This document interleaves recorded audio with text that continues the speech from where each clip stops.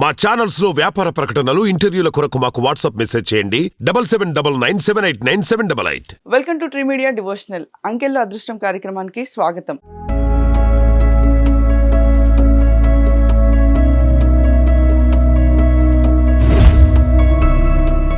మీ birth నెంబర్లో కానీ, destiny నెంబర్లో కానీ, లేకపోతే మీ పేరు మార్చుకోవడంలో కానీ ఏమన్నా లోపాలు ఉంటే అవి పరిష్కరించడానికి మనతో పాటు ఉన్నారు వాస్తు సంఖ్యాశాస్త్ర నిపుణులు నర్రా రామకృష్ణ చౌదరి గారు.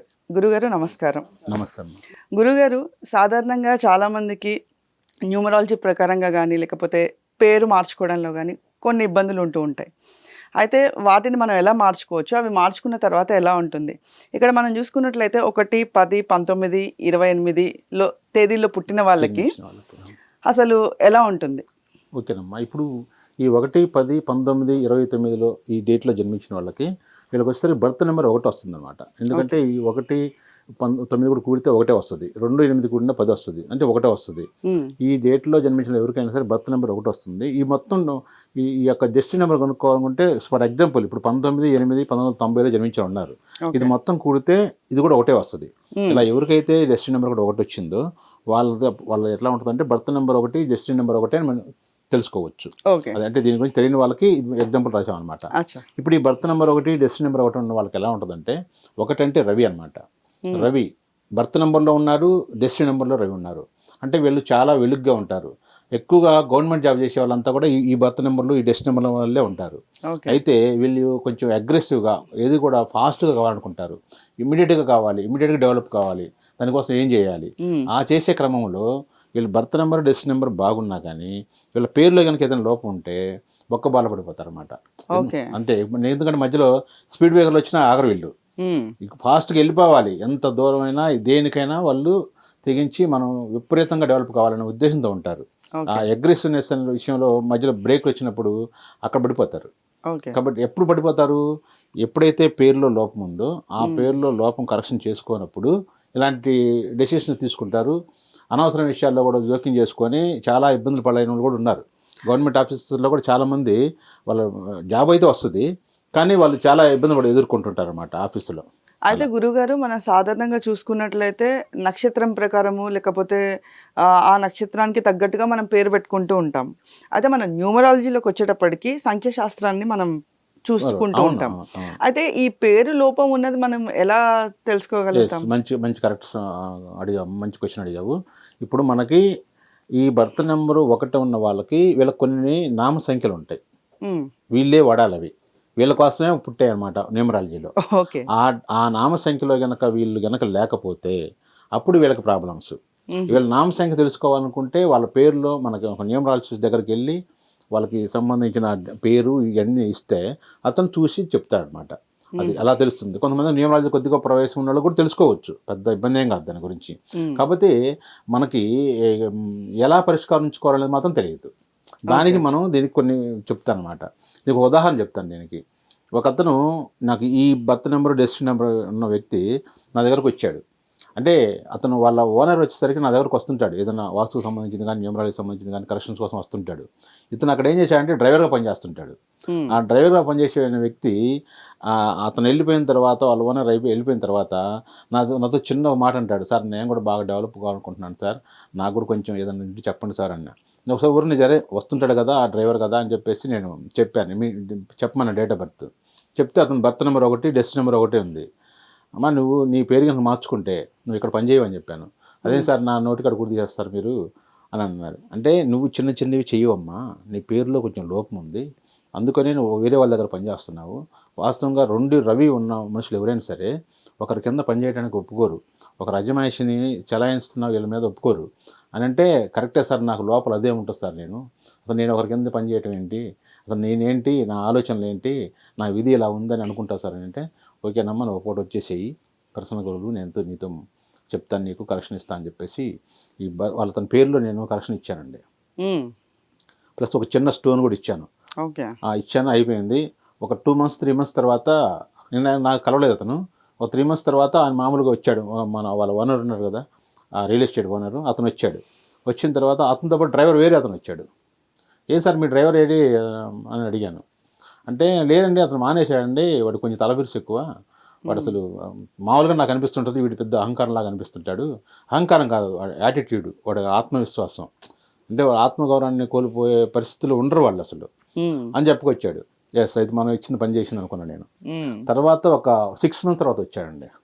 వచ్చిన తర్వాత అతను చెప్పాడు, సార్ నేను వేరే రియల్ ఎస్టేట్లో నేను ఓన్గా నేను చేసుకుంటున్నా సార్, నేను కమిషన్ ఇది చేసుకుంటున్నాను అని చెప్పాడు.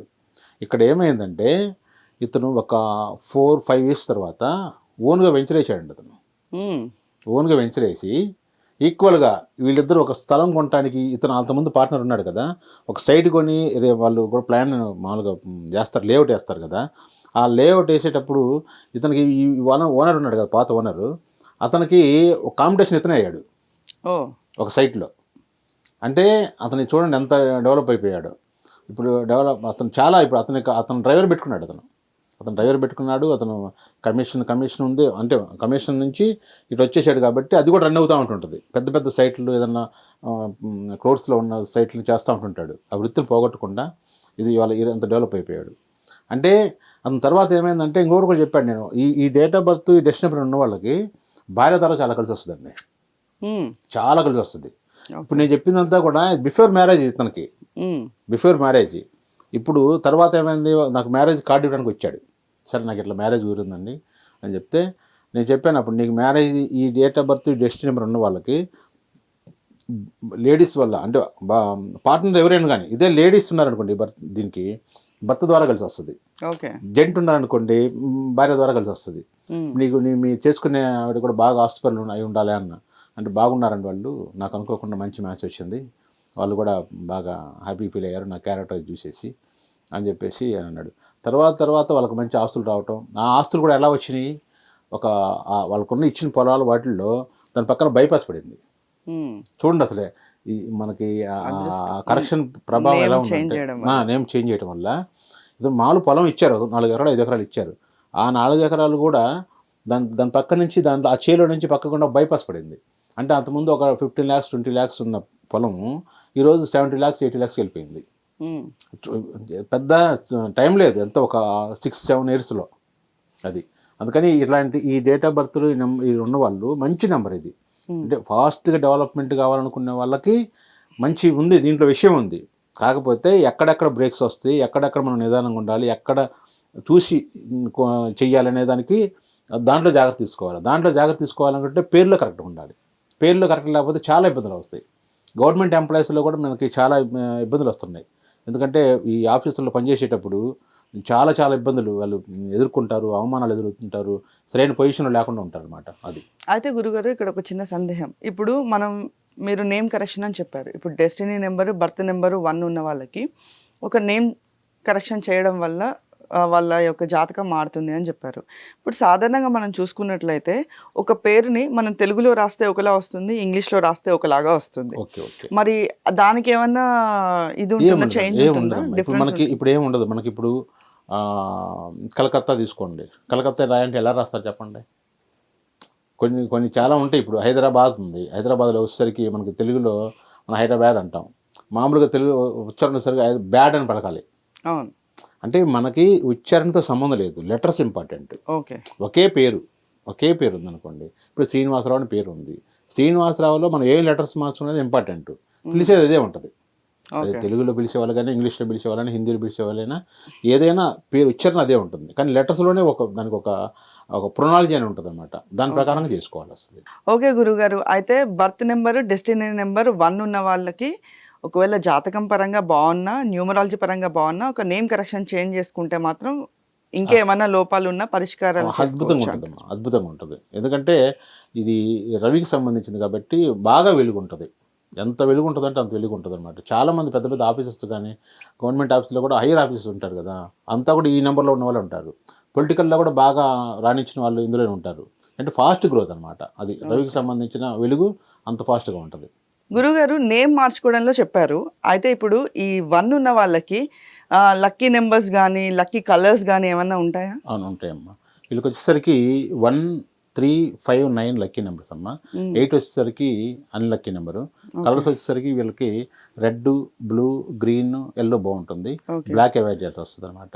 ఓకే. అదే సో వీళ్ళు దీనికి సంబంధించిన రింగ్స్ లో కానీ ఏమైనా పెట్టుకోవాలి అనుకుంటే మీరు చెప్పిన రింగ్స్ కలర్స్ లో కూడా పెట్టుకోవాలా? పెట్టుకోవాలి. ఆ కలర్ అని కాదు, రింగ్స్ అనేసరికి ఏంటంటే మనం చాలా పరిశీలించాల్సి వచ్చింది. నక్షత్రం, రాశి అవి కూడా పరిశీలిస్తాం. ఆ రింగ్ పెట్టుకోనుకున్నప్పుడు వాళ్ళు పర్సనల్ చాట్ పెట్టుకొని దానికి సంబంధించింది ఏ స్టోన్ పెట్టుకోవాలని మేము సూచిస్తాం. ఒకవేళ వాళ్ళు ఈ జాతకం ప్రకారం కానీ లేకపోతే న్యూమరాలజీ ప్రకారం వాళ్ళు రింగ్ పెట్టుకోవాలంటే అన్ని పరిశీలించాలి. అన్ని పరిశీలించి, ఎందుకంటే ఇది మామూలుగా జస్ట్ బ్రీఫ్గా చెప్తున్నాను దీని గురించి. ఓకే. వాళ్ళు పర్సనల్గా కలిసినప్పుడు మనకి మొత్తం ఆ చార్ట్ వేసుకొని న్యూమరాలజీ సంబంధించింది ఏమేమి చేయాలి, ఇంకా ఏమేమి డెవలప్మెంట్ చేసుకోవాలనేది, అంటే వాళ్ళు చేసే వృత్తిని కూడా మనం పరిగణలోకి తీసుకోవాల్సి వస్తుంది.